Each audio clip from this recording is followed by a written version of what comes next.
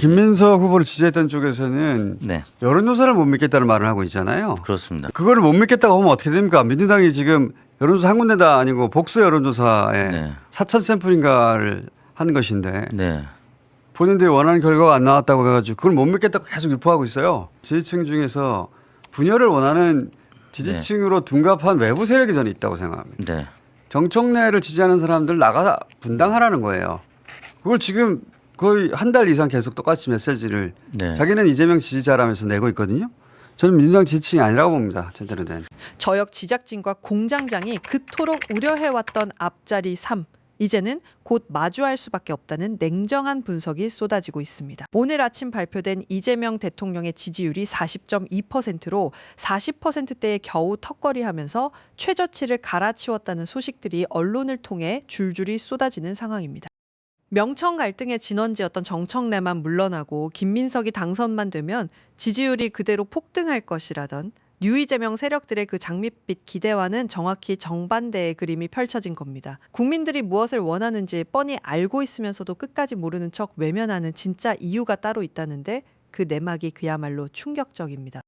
자세한 내용 영상 끝까지 함께 시청 부탁드립니다. 대통령이 법무부 장관 박균택 날아가는 겁니다. 지지율 날아가는 거예요. 법무부 장관 김용민, 중수청장 최강욱 이렇게 임명해 보세요. 지지율 바로 반등합니다. 김민석 지도부는 당장 오늘부터 제1과제로 대통령과 당 지지율을 어떻게 제고할 것인지 머리를 맞대고 고민해야 됩니다. 이 머리를 맞댈 상대 중에 최고위원뿐만 아니라 정청래 의원도 포함시켜야 해요. 전당대회 직후의 여론 추이를 이제 모두가 지켜볼 거란 말이죠. 그래서 이번 주, 다음 주 대통령과 정당의 지지율이 아주 중요합니다. 지금은 대통령도 민주당도 모두 위기거든요. 이대로 가면 큰일입니다. 이 한마디에 모든 게 다 들어있는데 이대로 가면 큰일이에요. 이게 끝이 아니거든요. 지구의 끝도 아니고 우리 인생의 끝도 아니고 민주당의 끝도 아니고 선거의 끝은 더더욱 아닙니다. 곧 총선이 있는데 최근 10년간 민주당은 항상 다수당이었거든요. 제가 20살 때부터 19살 때부터 정치에 관심을 가진 것 같은데 그때 이후로 10년 전까지 항상 소수당이었어요. 그러니까 다수당인 지 10년밖에 안 됐습니다. 근데 다수당이어서 박근혜를 버텼던 거고 그리고 다수당이어서 윤석열도 버텼던 거예요. 만약에 소수당이 된다고 생각해 보세요. 그 세월을 겪어보지 않았잖아요. 그 세월로 다시 돌아갈 수는 없어요. 근데 지금 그 위기입니다. 이대로 가면 큰일입니다. 정청래를 반명이라고 프레임을 하면서 정청래 지지자들까지 반명으로 몬셈이 됐거든요. 그 마음을 어떻게 다시 할 것인가. 지금 그들이 어떤 마음인지 읽는 게 가장 중요합니다. 일을 잘해서 회복할 수 있는 게 아니에요. 정책으로 회복할 수 있는 것도 아닙니다. 그렇게들 착각하는데 그거를 해석해 줄 사람들이 등을 돌렸다는 게 문제예요. 아무리 좋은 정책을 내놔도 그 정책을 아무리 일을 잘해도 그 결과를 해석해 줄 코아 지지층이 등을 돌리면 아무 소용이 없어요. 그러니까 마음을 돌리는 게 먼저입니다. 그걸 모르고서는 지금 위기를 헤쳐나갈 수가 없는데 그러자면 다시 한번 얘기하지만 김민석 대표는 정청래 의원과 허심탄회하게 이야기를 나누고 도움을 청해야 돼요. 절반을 같이 가야죠. 그리고 김용 후보 탈락은 개인적으로 김용 후보 개인으로는 굉장히 받아들이기 힘들 거라고 봅니다. 근데 동시에 민주당 의원들에게 전해질 메시지도 무척 예사롭지 않을 거예요.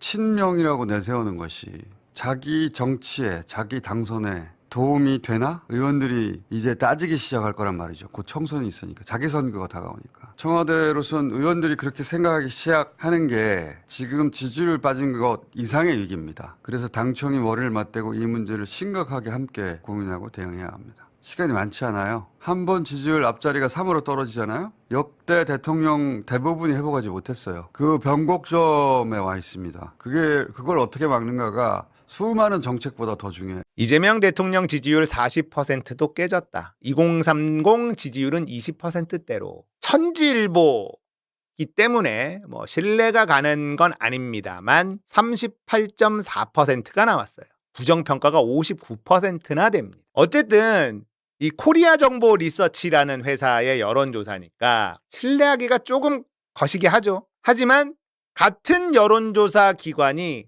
꾸준히 여론조사를 진행했다면 그 추이를 보는 건 의미가 있습니다. 그래서 제가 6개월 동안 코리아 정보 리서치의 여론조사 대통령 지지율을 이렇게 분석을 해서 갖고 왔습니다. 3월달, 4월달에 최고치를 찍고 꾸준히 빠지고 있어요. 중간중간에 튀는 거 있죠, 이렇게. 이렇게 튀는 게 여론조사 기관의 신뢰도입니다. 이렇게 튀는 건 이 여론조사 기관의 신뢰도가 좀 떨어진다라는 뜻으로 해석하는 게 맞다. 꾸준히 떨어지는 추세이기 때문에 이 38%를 무시할 수 없다라는 겁니다. 거기다가 서울, 서울이 제일 나빠요. 호남, 제주 64%밖에 안 돼요. 부정이 34나 됩니다. 연령대를 보면 20, 30대는 20%대인데 이것도 주식이죠. 레버리지 ETF. 이런 게 굉장히 부동산도 마찬가지. 근데 40대가 긍정보다 부정이 높습니다. 50대가 긍정보다 부정이 높아요. 이게 진짜 심각한 겁니다. 여론조사 공정. 정말 믿을 수 없는 여론조사 기관이죠. 이재명 대통령 관련 재판 재개 필요성. 질문이 이렇습니다. 이재명 대통령 관련 재판을 재개할 필요가 있다고 생각하십니까? 없다고 생각하십니까? 이 질문이 워낙에 심플했기 때문에 이걸 갖고 왔어요. 53.7%가 필요하다예요. 질문에 장난질이 없거든요. 그래서 갖고 왔습니다. 세부 내역, 지역별로 서울이 가장 높습니다. 이재명 재판 재개해야 된다. 59%나 돼요. 광주, 전남북, 호남 지역이 필요 없다가 59.4밖에 안 돼요. 호남 빼면 난립니다. 이게 어마어마하게 심각한 상황인데 대통령은 자기 때문이라고 생각 안 해요. 연령별로 보면요. 40대 재판 필요하다 45.6, 필요 없다 50.1이에요. 반반입니다. 50대 45.2, 53.2 차이 별로 안 납니다. 60대는 재판 필요하다가 더 늘어났어요. 지역별로 서울이 대구, 경북보다 재판 재개해야 된다가 더 높습니다. 큰일 났죠. 이재명 대통령이 제일 무서워하는 게 퇴임 후에 재판받는 거다. 이렇게 많이들 알려져 있습니다. 여론이 이래요. 코어 지지층이 지켜줄 생각이 없다. 이렇게 해석할 수밖에 없죠. 이재명 대통령은요, 이 여론조사를 봤을 겁니다. 극대노했을 거라고 생각합니다. 대통령이 감옥 가는 게 싫다. 지금 일어나고 있는 이상한 일들이 대통령이 감옥 가기 싫어서 벌이는 일이다라고 하면 대체적으로 다 맞아 떨어지거든요. 미디어 토마토, 뉴스 토마토는 친석계, 친명계 이쪽이죠. 긍정이 44.2예요. 그러면 추세는 어떤가? 7월 30일에 이렇게 올라갔죠. 이게 이상한 거예요. 쭉 떨어지고 있습니다. 뉴스 토마토 여론조사에서도 쭉 떨어지고 있어요. 44.2, 민주당 44.7. 민주당 지지율보다 대통령 지지율이 안 나옵니다. 너무너무나 심각한 상황이에요. 대통령 지지율은 지금 상황이 이렇고요. 뉴스토마토는 김민석을 엄청 밀고 있고, 이쪽 정부에 이재명 쪽에 줄을 선 언론입니다. 대놓고 줄 선 언론이에요. 전당대회 여론조사 볼까요? 차기 당대표 1순위 43 정청래, 김민석 29. 민주당 지지층 대 무당층, 김민석 41%, 정청래 39.6%. 딱 붙어 있죠. 호남 민주당 지지층 무당층, 김민석 44.1, 정청래 39.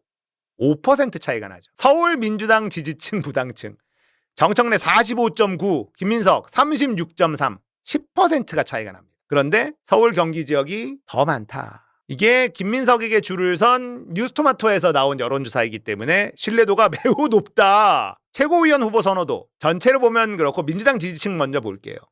최민희가 1등, 박선원이 2등, 서미와 이성윤, 김용입니다. 한민수가 뚝 떨어져 있네? 이성윤이 김용을 이겨요. 여기서도. 한민수가 떨어진 건 아마도 전략적이었을까? 모르겠네. 아무튼 이성윤이 김용을 이긴다. 이게 중요하다. 한민수는 안 떨어질 것 같은데. 뉴스토마토에서도 김민석이 압도하지 못합니다. 그러니까 실제 이거보다 정청래가 좀 더 좋게 나오지 않을까? 이렇게 분석하는 것도 완전 무리는 아니죠. 대통령에 대한 여론이 너무너무 안 좋아요. 지지율이 계속 빠집니다. 민주당보다도 대통령 지지율이 더 낮아요. 집권 1년 차, 이제 2년 차 접어드는 대통령으로서는 이런 대통령이 있었나 민주당에선. 없었죠. 문제는요, 대통령이 본인 탓을 하지 않는다는 거예요. 30% 초반대까지 꼬라박히면 정신을 좀 차릴까? 잘 모르겠습니다. 이렇게 지지율이 빠지면 대통령이 하고 싶은 거 아무것도 못해요. 그러니까 지금 지지자들이 대통령 지지율 빠지는 걸 안타까워하지 않고 있는 거죠. 이상한 짓을 너무 많이 하려고 하니까. 저도 떨어지거나 말거나 이러고 있는 거죠. 자업자득이라고 봅니다. 뭐 김어준을 겨냥한 거 아니냐, 경공이나 매부쇼나 뭐 이렇게 해석들 하는데 지금도 뭐 델리민주가 있었고, 네. 델리민주가 뭐 선거 때 뭐 매일 방송도 했죠. 한준호 의원을 내세워서 과거에 네, 네. 그런 적도 있었는데 대선 때 저는 뭐 민주당 TV 강화하겠다. 뭐 그건 긍정적으로 봐요. 네, 다만 저게 과연 잘 될 수 있을까? 이 문제는 별개의 문제다. 왜냐하면 그동안에 델리민주도 왜 잘 안 된 줄 아세요? 왜 재미가 없냐면 네. 당내 쓴소리 이걸 할 수 할 수가 없는 없어. 분위기야. 네. 의원들 나와서 당내 쓴소리 합니까? 그렇지. 다 입 다물고 네. 있지. 네. 그러니까 일방적인 홍보야. 홍보. 그런데 무슨 감동이 있고 재미가 있어. 그리고 저 민주당 TV를 하기 전에 당의 메시지를 뭐 발신을 강화하겠다. 메시지 발신을 뭐 이걸 취지는 이해하겠지만 당원들 목소리를 들을 태세부터 갖춰야 하거든. 일방성이 아니라 쌍방향이 돼야잖아요. 네. 근데 과연 지금 분위기 보면 막 입틀막이 생각나거든. 네. 과연 저 자리 가서 민주당 TV 가서 이지은 위원장 불러주지도 않겠지만 불러준다고 해서 쓴소리하면 그 다음 주부터 안 부를 수도 있잖아요. 그렇죠. 예, 예. 아니 그런 분위기, 문화 이거를 바꿔낸 다음에 당원들의 쓴소리도 들을 자세를 갖춰야 하고 이견 있는 사람들이 그 멸칭, 조롱해서 자유롭게 토론할 수 있는 문화를 자꾸 만들면서 그러면서 저는 민주당 TV도 만들어져야 살지. 저게 그렇게 되면 일부 김민석 후보를 뭐 맹종하는 사람들, 열렬히 지지하는 사람들 일부만 보게 될 거예요. 그러면 조회수 나오겠습니까? 흥하겠어요, 저게? 그리고요. 경공을 넘을 수 있습니까? 택도 없지? 저는 그리고 이제 그 해석을 이제 그 조선일보에서 그렇게 이제 해석을 했더라고요. 뭔가 이제 이게 김어준의 겸손은 힘들다에 그 의원들이 못 나가게 하려고 새벽부터 이렇게 하려고 하는 거다. 이렇게 이제 조선일보에서 그렇게 해석을 했던데 저는 설마 그러지는 않을 거라고 생각해요. 정말 정당이 유튜버랑 경쟁한다는 건 말이 안 되는 거고. 아니 그렇게 하면 좋겠어. 나는 새벽에 해서 성적표가 딱 아이고. 평평하게 드러나야 아이고 곡소리 나오고. 그리고요 그러니까. 델리민주도 보면 네, 네. 일부 세력들이 저서 완전 장악해서 맞아. 막 멸칭 네, 네. 쓰고 막 그러잖아요. 네. 그게 바뀌겠냐고.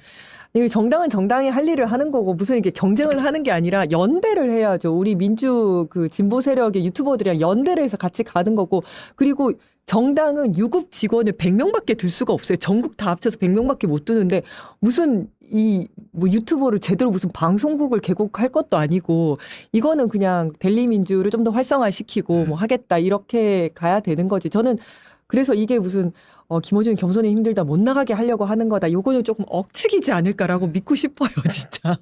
그렇게 몇 시에 생각하고 할지도 있습니다. 모르겠어. 뭐 낮에 하면 또 매불쇼 부딪히고. 뭐 새벽 시간부터 해야 된다 뭐 이렇게 이야기 그럼 나오더라고요. 밤새 합니까? 뭐 아침 뭐 6, 7시 뭐 이렇게 맞춰서 하지 않을까? 뭐 계획은. 그 7시에도 하시면 좋겠다. 우리도 한번 붙게.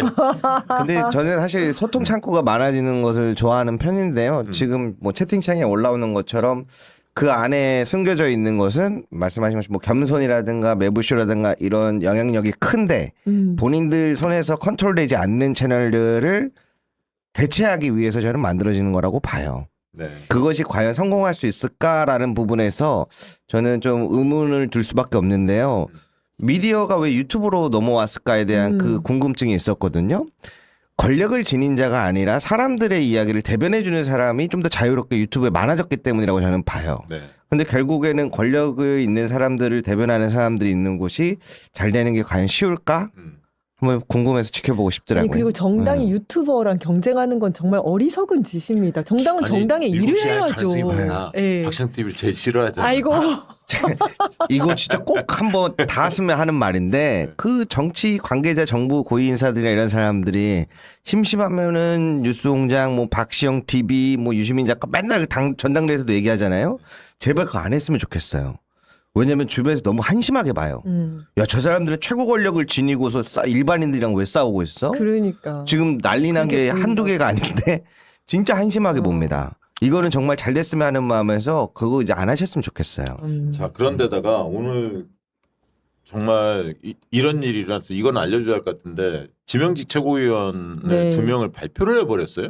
이 절차도 어기고 억지 궤변 논리로 일관하고 있는데 일단 청년 몫으로 전용기 의원 그리고 한국노총의 권미경 뭐죠? 직함은 모르겠는데 한국노총 공공연대 네. 한국노총 공공연대로 이런 위원장이네요. 네. 이분을 임명을 했는데 이게 이제 지명을 지명을 했습니다. 했어요. 그거를 의총에서 그냥 발표를 해버렸어. 맞습니다. 이게 절차도 예. 어겼어요. 절차는 뭐냐면 최고위에서 의결을 하잖아요. 논의를 해서 의결을 한 다음에 의총으로 가는데 그것도 지키지 않았고 그다음에 전략 지역을 선정할 때 네. 지금까지는 뭐 대구 경북 등등 네. 취약 지역을 보통 배려를 했는데 물론 그 전에는 정책 연대를 했던 한국노총을 주는 노동 몫으로 주기도 했었습니다. 네. 근데 어떻게 줄 건가 이것도 논의를 해야 하는데 전략을 지역으로 줄지 계층으로 줄지 이런 걸 이제 논의를 해야 하는데 논의가 없이 일방적으로 당대표가 발표를 해서 최고위 패스하고 그리고 당헌에는 지명직 2명 중에 1명은 전략 지역 인사를 우선 지명한다. 예, 그게 이렇게 돼 있죠. 있어요. 있어요. 예, 예, 그리고 예. 전략 지역은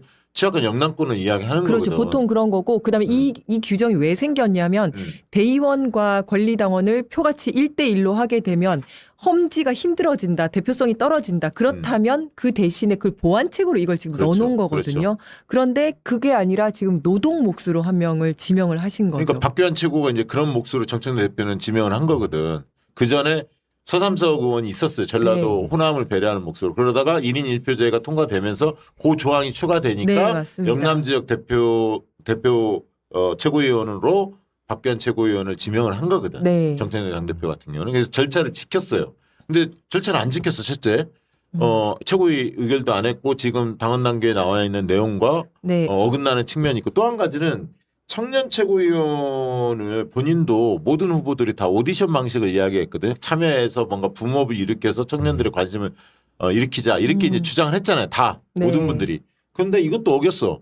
근데 이게 그 다음 논리를 대는데 제가 볼 때 논리를 했는데 이게 진짜 궤변이더라고. 그거 한번 띄워주실래요? 뭐라고 얘기했냐면 이렇게 했죠. 그러니까 사무청장한테 기술적 검토를 요구를 했대요. 그 선거 안정성 뭐 이중당정 문제 우려했고 어쩌고 설명을 했대. 그랬더니 이제 보고를 들었다는 거예요. 보고의 결론은 불가한다. 그러면서 청년위원장을 새로 뽑는데 청년 최고위원을 뽑는 왜냐하면 청년위원장은 가을에 뽑거든. 네. 위원장 뽑거든요. 근데 청년위원장은 청년 당원들이 뽑는 거예요. 맞습니다. 예. 근데 청년 최고위원을 뽑는다 뽑게 될 유권자와 똑같은 구성. 이 말은 뭐냐면 청년 당원들이 청년 최고위원도 뽑게 만들겠다 이 얘기예요. 취지가. 그래서 청년 위원장하고 청년 최고위원은 똑같은 유권자. 그러니까 청년 당원들이 뽑게 되기 때문에 중복적으로 청년 최고위원 선출을 동시에 하기 때문에 모순성이 있다. 이렇게 주장한 거야. 나는 이거는 완전히 궤변이라고 봐요. 위선이야. 왜냐하면 지난번 평당원들 최고위원으로 박지원 최고위원이 젊은 박지원 최고위원이 되셨잖아요. 네. 이때 보면 오디션 방식으로 했고 전당원이 투표했거든. 전당원이 했죠. 청년 당원들만 투표한 게 아니라 평당원 최고위원 했을 때 전당원이 했거든. 그러면 청년 최고위원 뽑더라도 그거 지수적으로 그렇게 하면 돼. 전당원이 할수 투표한다. 있죠. 예. 그렇게 열면 돼. 네. 그러면 청년위원장 뽑는 거는 청년 당원들만 하는 하지만 거고. 청년 최고위원은 전당원이 투표할 수 있거든. 오디션으로 또 붐업도 시키고 네, 네. 얼마든지 피해 나갈 수 있는데 하기 싫어서 이런 거 아닌가? 이게 말이 됩니까? 그러니까 전용기 최고위원이 잘한다 못한다 이 차원은 다른 차원이고 전용기 최고위원을 응원하는 분도 있고 좀 미흡하다고 평가하는 분들도 있겠죠. 저는 그거는 부차적인 문제라고 봐요. 네. 이건 중요한 문제는 절차와 약속. 본인이 당대표 선거 과정에 실컷 이야기해놓고 이렇게 할 수가 있는 겁니까? 가장 중요했던. 왜냐하면 막 그 전에 막 정민철 논란도 있었잖아요, 사실은. 네, 네.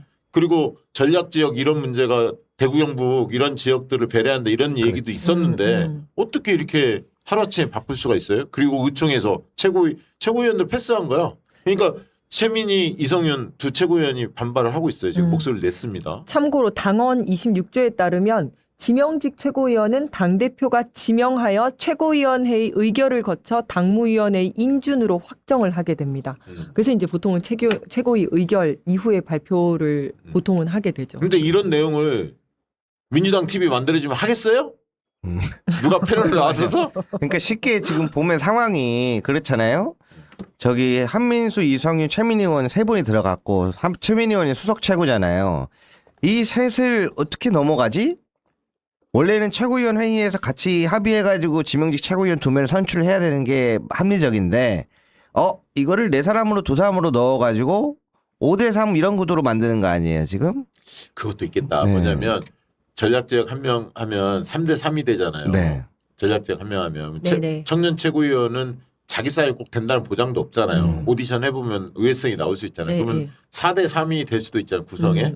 물론 이제 거기에 원내대표가 있고 자기가 있으니까 엎어지지는 않지만 네, 어쨌든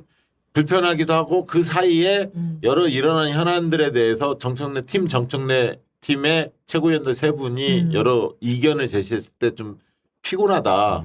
나 듣기 싫다. 이럴 생각을 가졌는지는 모르겠지만 말이 안 되잖아요. 초반부터 이렇게 당원당규나 본인이 그 선거 과정에서 이야기했던 것을 손바닥 뒤집듯이 이렇게 하는 게 말이 됩니까? 그리고 맨날 청년 이야기를 했었잖아요. 아까 설명을 대표님이 잘 해주셨는데 청년 위원장 선거가 또 따로 있어요. 네. 이거는 이제 여러분 전당원이 아니라 청년 당원들이 뽑는 게 또 따로 있어요. 네. 그렇죠. 10월 달에 네, 보통 하죠. 10월 달에 네, 있습니다. 네. 그렇게 해서 선출이 되는데 여기에서 문제가 뭐냐면 청년 위원장을 뽑았는데 청년 위원장이 사실 힘이 좀 약하잖아요. 그렇지 약하죠. 그래서 여기에 청년 최고위원 정도는 들어가야 목소리를 좀 반영할 수 있지 않을까 이런 기대감이 있거든요. 네, 네. 그래서 이번에는 청년 최고위원장이 된 사람이 청년 최고위원으로 됐으면 좋겠다. 그것도 이런 좋을 얘기도 것 같아요. 있는데 그것도 좋을 네. 것 같아요. 네. 그런 것들이 있는데 저기서 청년 최고위원을 또 따로 뽑아버리면 이 밑에 있는 청년 위원장에서 청년 당원들이 뽑은 사람은 어떻게 돼요? 그러면 자연스럽게 그 밑에 구조란 그렇지, 말이에요. 그렇게 되게 돼 있죠. 그러니까 이게 지금 좀 엇나가 있는 구조라고 봐요. 맞아요. 저라면은 청년 위원장에서 선출된 사람을 청년 최고위원으로 지명할 것 같아요. 하더라도. 그것도 좋은 생각이에요. 그것도 진짜. 좋은 방법이에요. 네. 그리고 시사전에서 최근에 그 여론조사한 것이 많이 화제가 됐는데 저희도 잠깐 소개는 했습니다만 유시민 네, 여전히 1위. 작가를 한번 소개를 했고 어제는 네, 네. 오늘은 정치인 소개를 하려고 하는데 대한민국에서 가장 영향력 있는 인물 이렇게 물으면 당연히 대통령이 가장 그 영향력 있죠. 그래서 네. 1위는 당연히 대통령이고 2, 3위가 이재용, 최태원, 손흥민, 4위까지 여기까지 불변인데 5위가 정청래야 5위가. 그리고 6위가 김민석. 그리고 이게 일반 국민이고요. 전문가에서도 5위가 정청래, 김민석은 8위입니다. 8위. 어머 여기서도 이겼네. 그렇죠. 이겼어요. 여기서도. 자, 그리고 이거를 또 좁혀서 분야별로 물어봤거든요. 정치인으로 또 좁혔어요. 정치인 또는 행정관료만 따로 뽑아갖고 대통령 네네. 빼고 이제 해봤더니 여기서도 일반에서 정청래 1등, 전문가는 김민석 1등. 각각이 나눠 갖긴 했습니다만 정청래 존재감이 여전히 드러난다. 꽤 세다. 이게 이제 확인이 됐고요. 자, 그리고 이번 이번 전대에서 개인적으로 좀 아쉬운 점이 있다면 어떤 점이 좀 아쉽게 느껴졌어요? 쭉 한번 복기를 해볼 때 나 이거 조금 아쉬운데? 라고 생각되는 점이 있으십니까?